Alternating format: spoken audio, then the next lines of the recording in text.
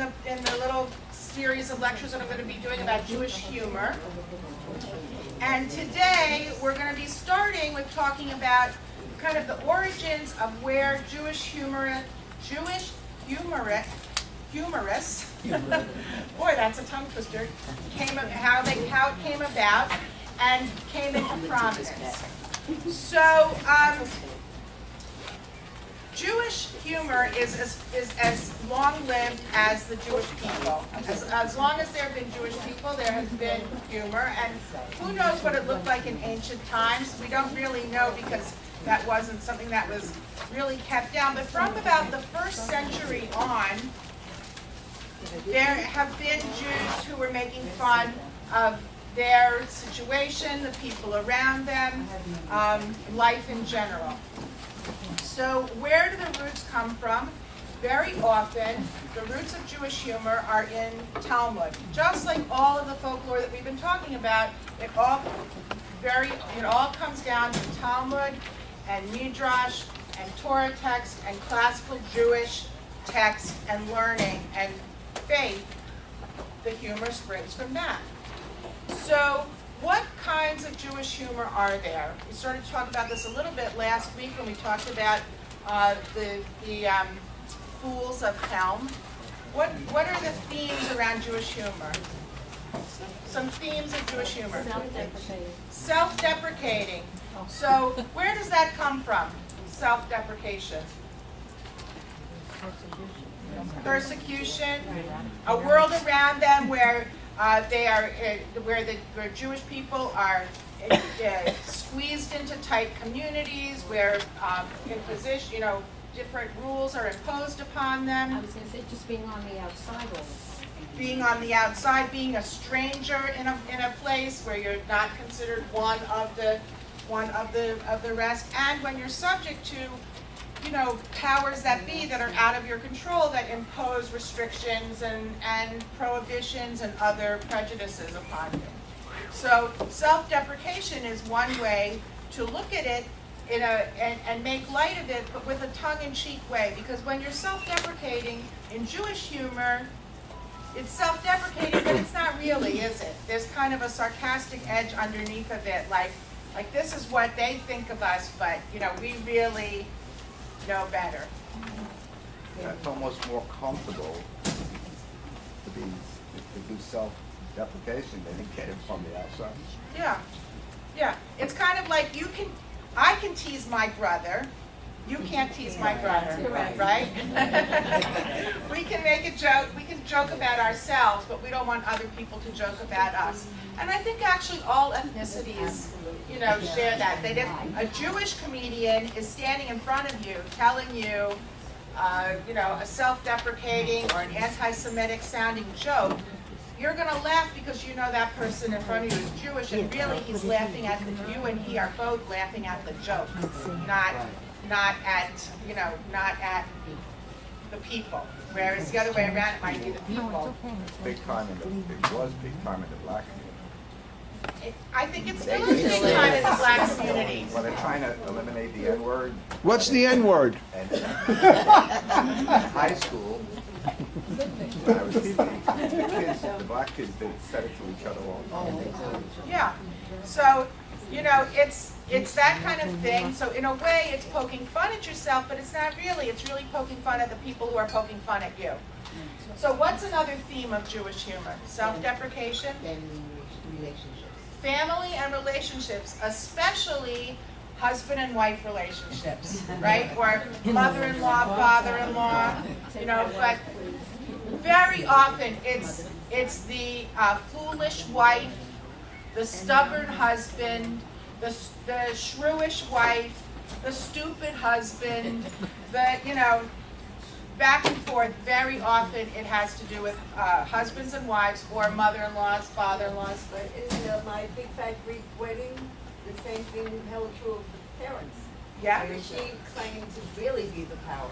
He may have thought he was. Right. She's really. That's one of my favorite lines of all time, actually, about where she says, "Your father might be the head of the family, but I am the neck." That's right. That's one of my favorites. So it does cross ethnicities, of course, that kind of humor. So family humor, making fun of the family, you know, which is also, of course, always tongue-in-cheek and gentle, and also everything has its origins, its roots in a little grain of truth also, right? What's another theme of Jewish humor? There's just one thing I want to add, because I'm always thinking of my father-in-law. He had an expression, the stuff is good. Meaning that after all the involvement and all the effort and everything, things turned out not so great anyway. So he would talk about it like it was an ironic kind of thing where whatever you planned on doing, with all the efforts, things just did not turn out the way they were supposed to. So that's like a very favorite. Can I ask also, one, if you're going to speak in class, again, we're being taped today for Staten Island Community Television.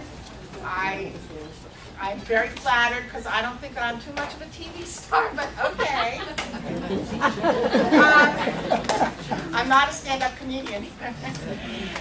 Anyway, so please speak up if you speak. So one of the most well-known Jewish proverbs is actually "Man plans and God laughs," right?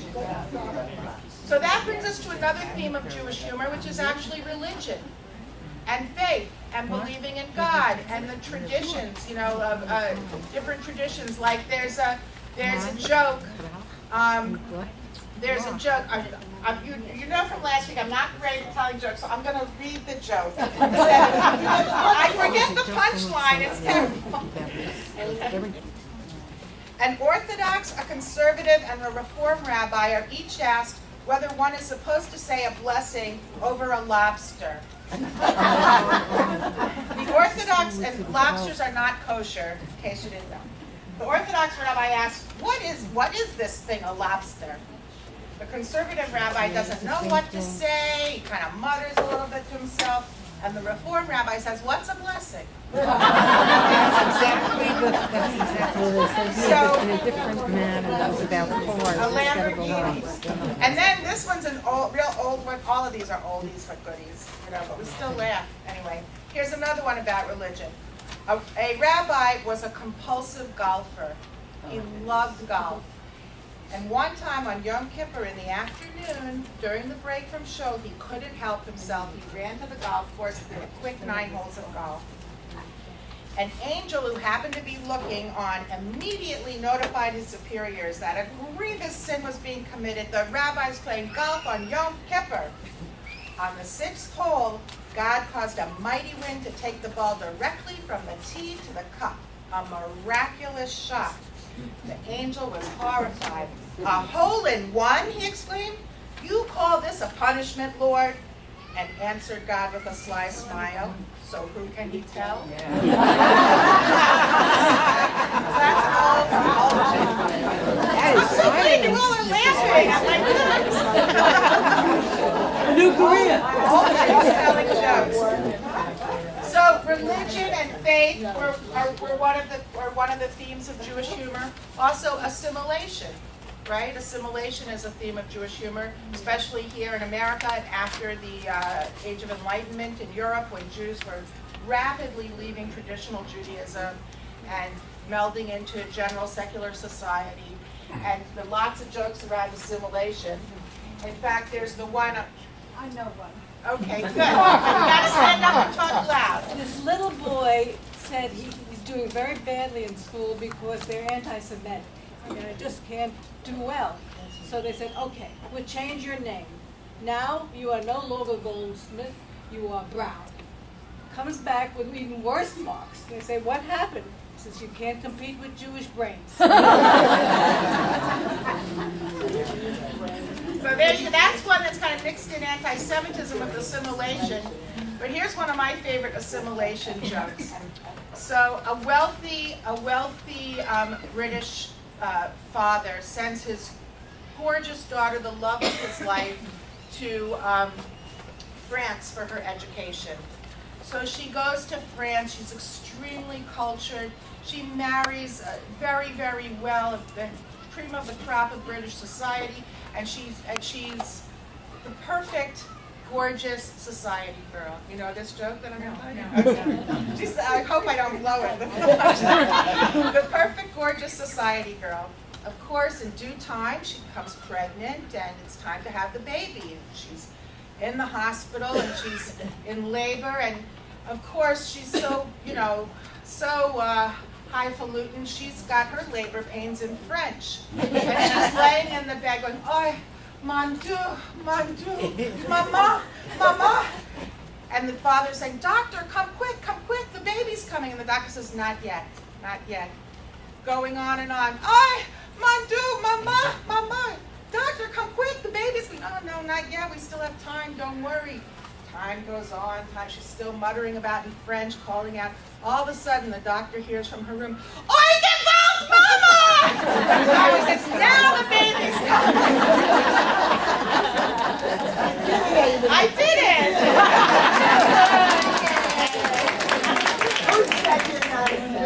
Okay, all right. So, I saw something that's true on 60 Minutes about a year ago, where they were interviewing somebody. you gotta speak loud. They were interviewing someone who was the head of a high-tech company in Israel, and he went through this whole thing. At the end, the interviewer says to him, "Well, how come Israel has so much high-tech?" He said, "Very simple. All their mothers are Jewish." That's right. So all of these are themes that have been throughout Jewish humor that come down really rooted in the Talmud, even to the way that jokes are told. And sometimes, we affect that little bit of Jewish, like, "Oi, gewalt, mama," or so what's a blessing? Things like that, which really come down, are caricatures of Jewish accents. And sometimes stories will be told in the sing-songy way of the Talmud. And the rabbi said, "What are we going to do?" Right? That all comes from poking fun at the historical roots of Jewish humor, which is Talmud, Torah, our traditions, and our culture. And Jewish humor has, as we talked about at the end of last week's class, really insinuated itself into general secular society. So many comedians and humorists in the United States especially are Jews and have been Jews since the very beginning of Jews in America. So I want to go back though, about 230 years or so. We started to talk also last week about what a badchan is. And I gave you a handout that describes the function of a badchan. Anybody want to share what a badchan is? A badchan is a jester. It was always a he. He's a comedian. And in Eastern Europe, in the 18th and 19th centuries, a badchan was a very important part of Jewish culture.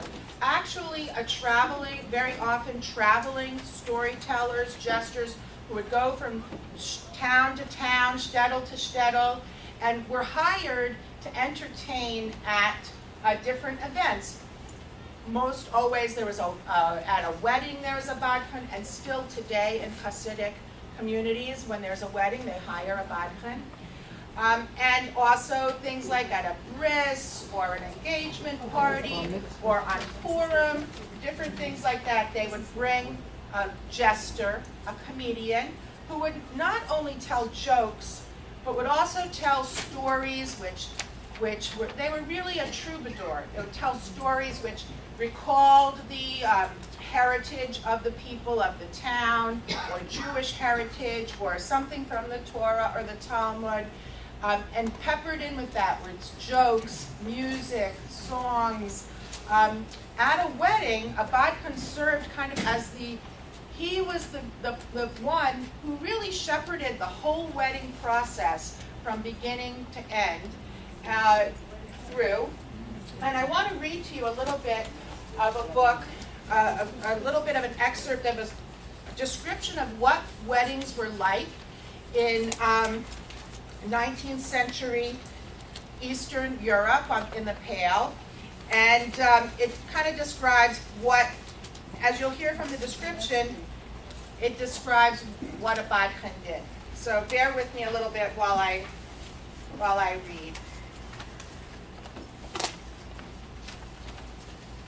So of course, in those days, a boy didn't call a girl up and ask her out on a date, or as nowadays, find her on J-Date and say, let's go for coffee. It was all arranged by the families, and very often, brides and grooms never even saw each other until their wedding day, or their engagement day.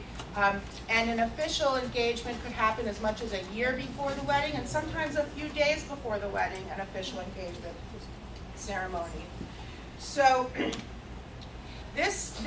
I'm going to be taking you into a story about this woman. Pauline Wengeroff is describing her older sister's wedding. Her older sister was the first to get married in the family. She was 18. It was a shock to her. Not a shock because she knew she was going to have to get married at some point, but one day her parents said, well, we've arranged a marriage for you. You're getting married in 3 months, And of course, for a young girl, that was nerve-wracking, and her sister was, she describes her sister as being not particularly happy, but scared to death and feeling like she's cornered and has no choice, and just having to agree and go along because this is the way it was done, and there was, no other options for her. But nonetheless, eventually, as the wedding week progresses, the bride starts to come around, as she gets to interact a little bit with the groom beforehand, and she gets calmed down. So here we go with, and it was so very charming because really they had a whole week's worth, like we do. We have a whole week's worth of preparations by the time you have the shower and the groom's party and all of that stuff. But it was very family oriented, and the wedding, a lot of the wedding preparations took place in the bride's home, if possible, or in the town square, if possible. So here we are at the part where the bedecking is going to begin. The bedecking is the part of the Jewish wedding ceremony where the groom comes to the bride, sees her face, makes sure it's his bride, and this comes from several different sources. One is, most quoted, is the one when Jacob was tricked into marrying Leah first.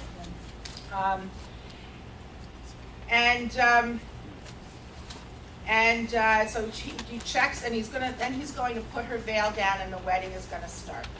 So the bedecking veiling began. The music became soft and quiet. The bride's wreath was taken from her head, and all her hair was unbraided by her friends and laid about her neck and shoulders. There was a sudden sadness in the mood of all the women in the room. A Badchen, the master of ceremonies, reminded the bride that this was a decisive day for her, marking a new stage in her life. She was to see it as a day of atonement and pray to God for forgiveness of all her sins. The parents of the time thought that they bore responsibility for every action of their unmarried children. After marriage, the children took this responsibility upon themselves. My sister needed no reminding, and her tears flowed copiously. So the Badchen, even though he's a comedian and an entertainer, he also had the function of preparing the bride and groom. And in addition to the words he said to the bride, he also had words that he would have said to the groom. They're not described here. So after this speech, the bridegroom returned in the company of his parents and the rest of the wedding guests led by the rabbi.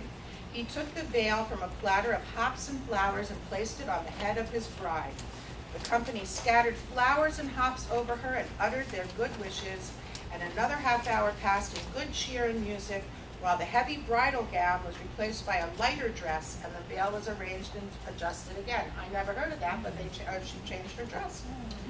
Then we all went to the synagogue, not in carriages, but on foot, through often very dirty streets. The marriage of two people is a public act and must take place in the presence of the entire public.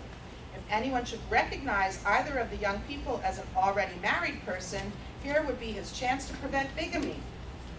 After the bedecking, the groom had been led with martial music to the door of the synagogue, where he was placed under the canopy, and now the band came to greet the bride and escort her too. She was led by her attendants to the left side of the groom, and the music stopped.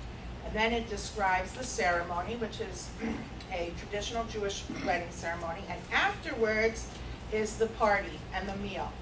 So, at this meal, all sorts of frivolous conversation was the order of the day. There was a luxurious feast climaxed with much drinking, and after it was over, the company remained at the table to hear a Talmudic discourse from the groom.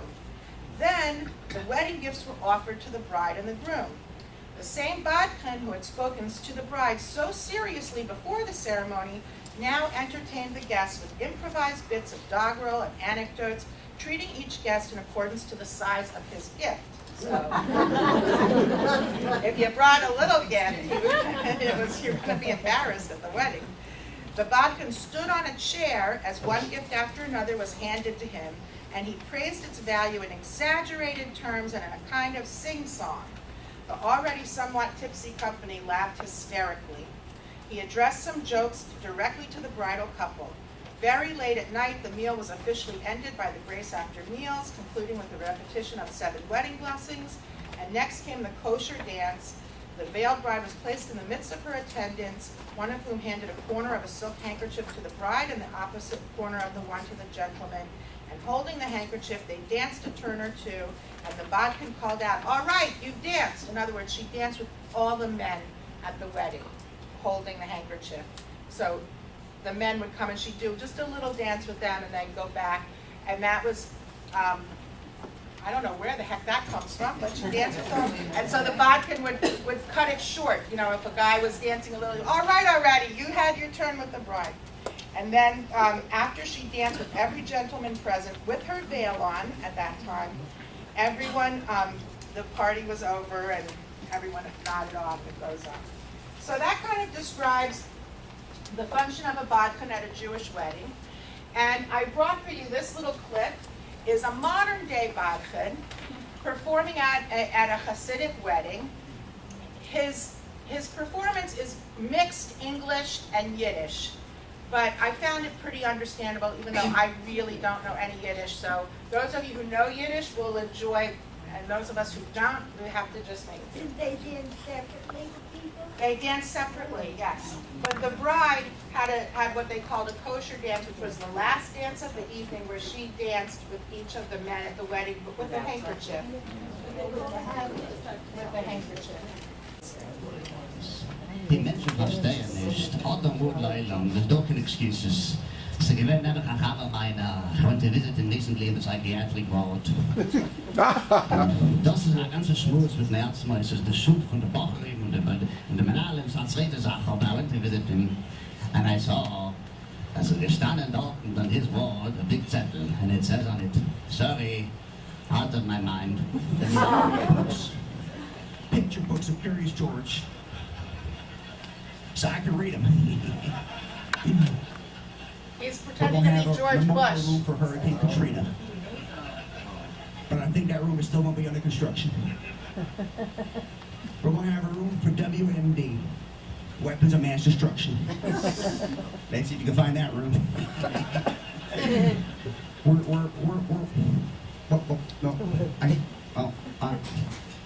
I stopped to think.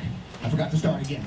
I like the guy We're working eating, hard. right? Freedom's on the march, and we're going for speech therapy. I personally was instrumental in finding him.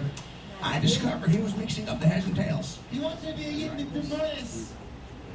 And he came to us for the show 2 days after this brisket came to us for the show. And he talked to the show. He said, 2 days after this brisket was pale. He was white and he was pale. And he went to the smoothie shop. And the smoothie shop said, "Boris, what do you come for? You pale. What do you want?" And Boris said, "I'm not Boris anymore. Today I'm Boris." The smoothie shop started crying.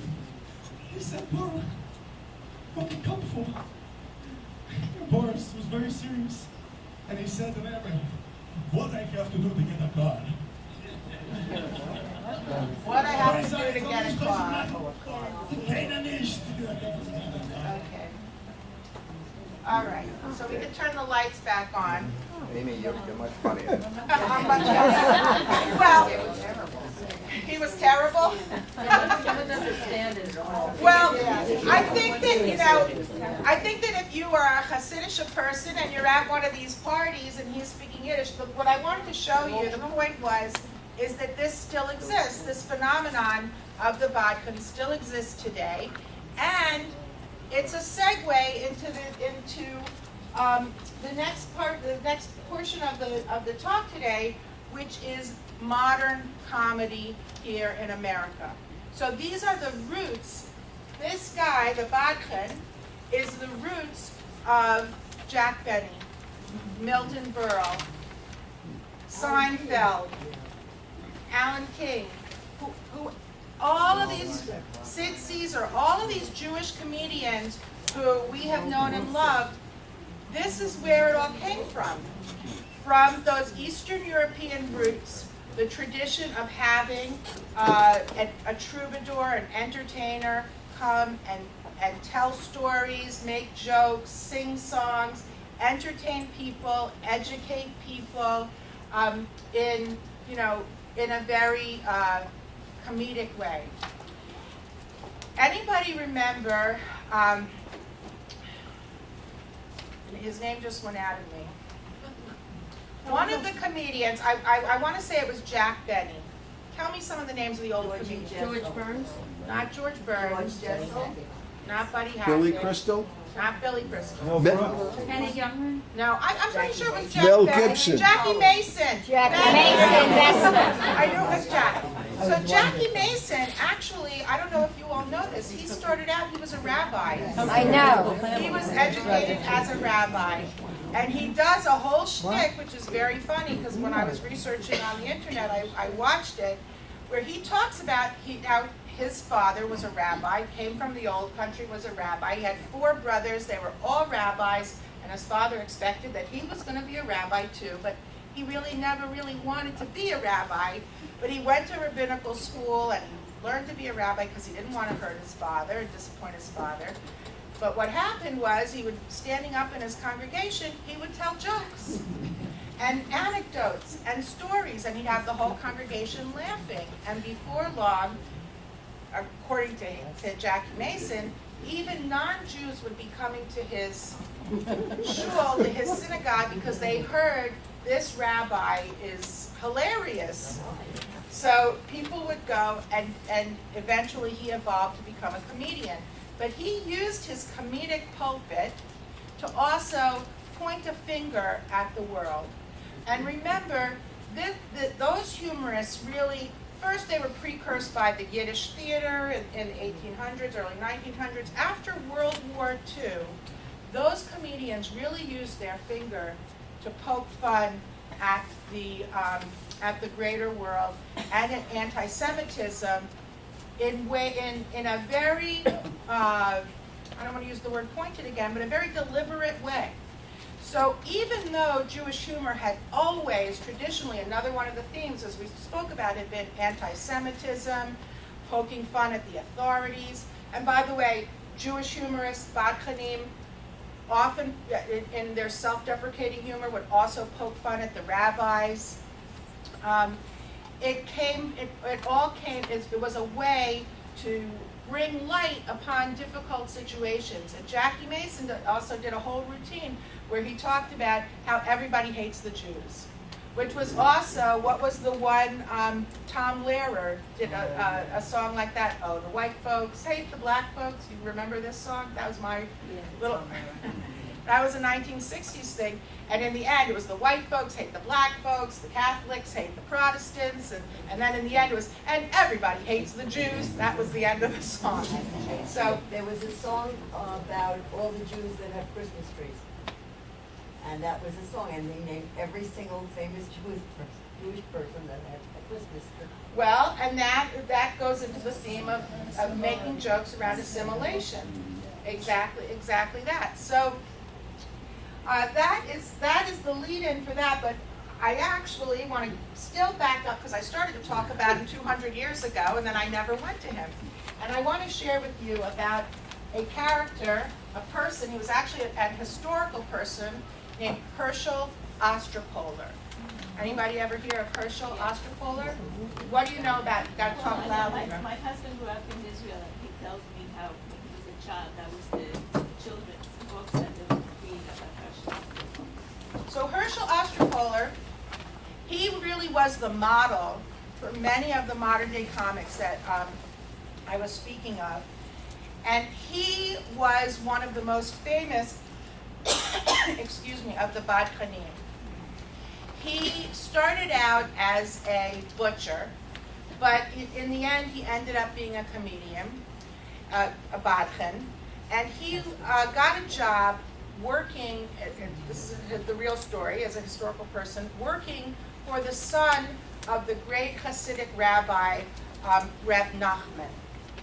Reb Nachman had a son who took over his Hasidic dynasty after he passed away, but Reb Nachman's son was famed for actually not being such a good rabbi.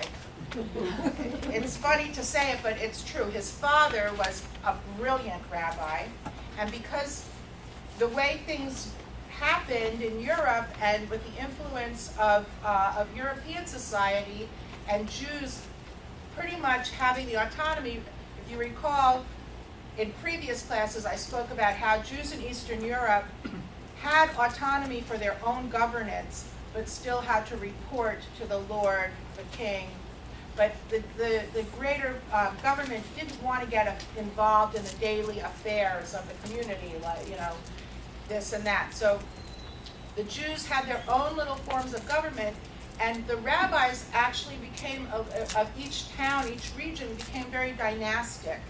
And so it was almost like they were the little king or the little lord of that part of Jewishdom in Europe, and for the most part they were very good rabbis, but just like anything, sometimes power corrupts.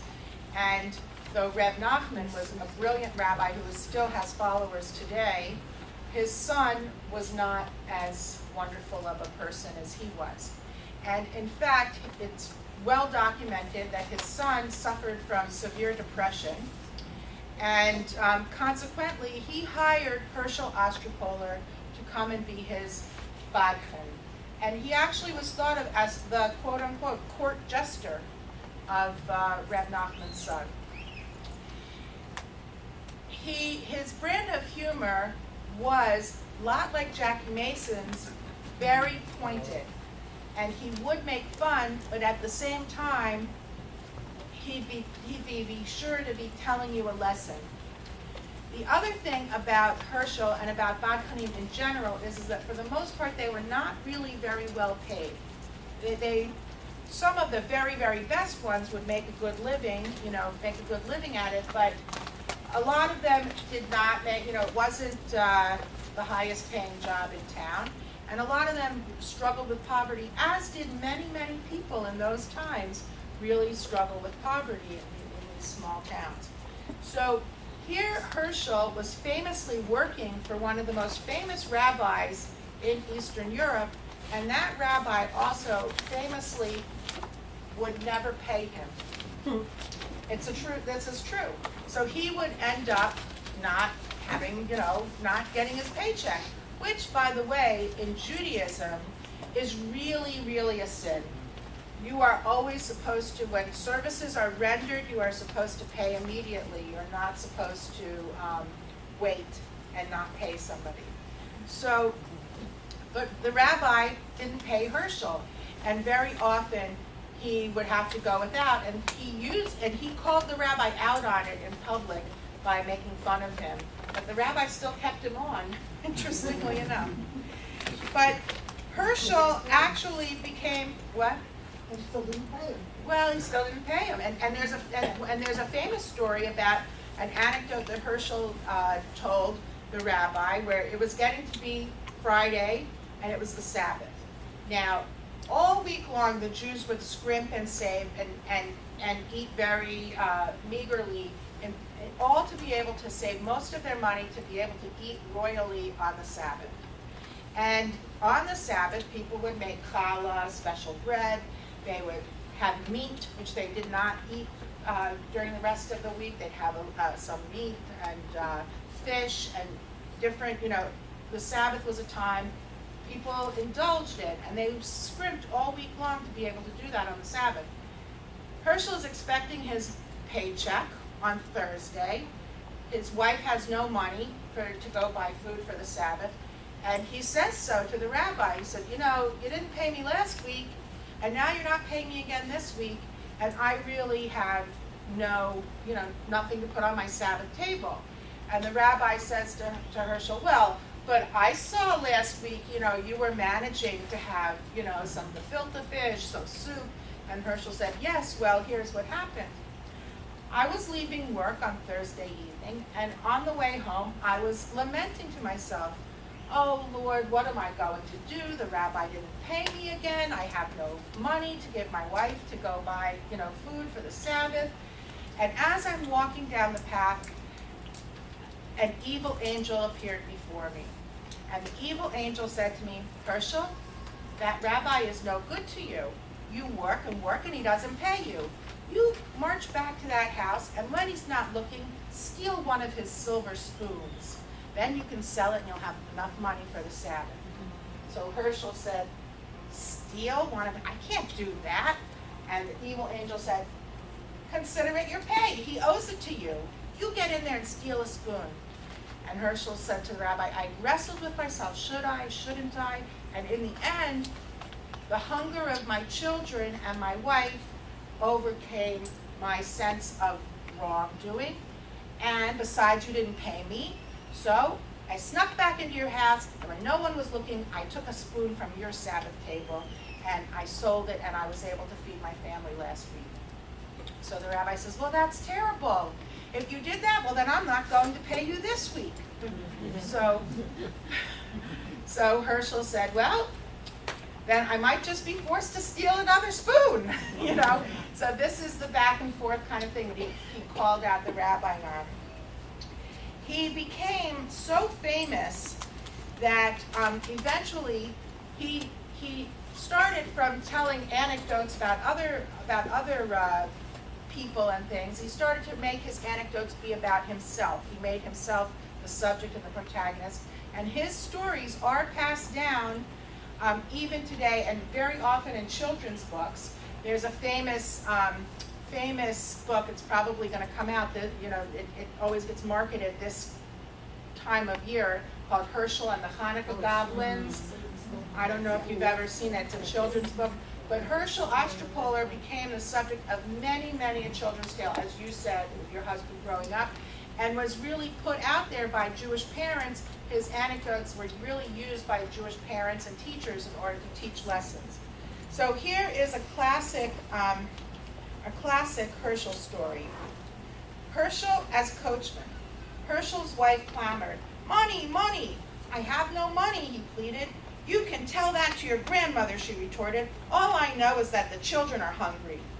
When Herschel heard this, he became serious and arose from his chair. Go to our next door neighbor and borrow a whip, he said sternly to his oldest boy. Hearing this, his wife began to tremble. Oh, God have mercy, she thought in dismay. Now he's going to give me a whipping. But this was the farthest from Herschel's mind. When his boy brought him the whip, he went into the marketplace and cracked it loudly in the air. I'm taking people to Liddishev for half fare, he shouted. What a bargain, people thought, and in a wink there were eager customers. Herschel collected money from them and gave it to his boy. Run home and give this to your mother, he said. Where are the horses? Inquired his passengers as they followed him down the road. Come along and don't worry, Herschel told them. I'll take you right into Liddishev. So they followed him without further questions. They had already left the town, but still no horses. In the distance, they saw the bridge. No doubt the horses are at the bridge, they thought. But when they reached the bridge, there were still no horses. By this time, they had already covered half the distance. So they thought to themselves, very well, this man is a swindler, but what good will it do us to turn back now? Finally, they reached Liddishev. Return us our money, you thief, they demanded of Herschel. You fooled us. I fooled you, laughed Herschel scornfully. Answer me. Did I or did I not promise to take you to Litashev? Yes, but ride there, not walk. Phooey, snorted Herschel. Did I ever say a word about horses? The passengers looked at one another dumbfounded, and since there was nothing they could do about it, they spat out in contempt and went away. When Herschel got home, his wife met him at the door, beaming. I can't understand, Herschel, she said. You had a whip, but where on earth did you get the horses? Don't ask foolish questions, Herschel laughed. What do I need horses for? You know the saying, if you crack a whip, you can always find some horses. So that's a classic Herschel story. The body of Herschel work is really very extensive, and as I said, you can see from those stories the parallels that went into modern stand-up comedy, and showed little clips of Jewish humorists in America that started first with Molly Picone, and do you all know who Molly Picone was?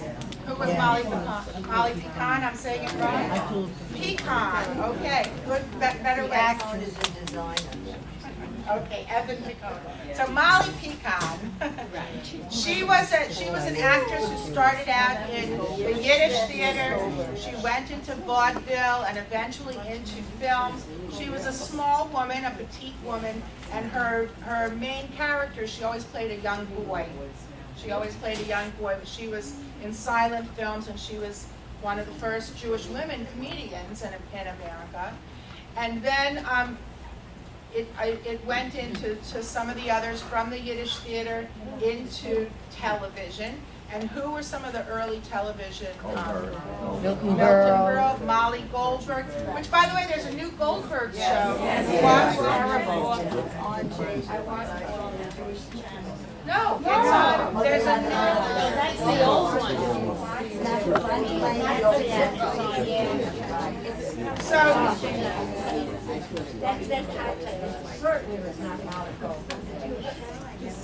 Well, you know, it's interesting because I watched it twice so far. I didn't like it really either time I watched it.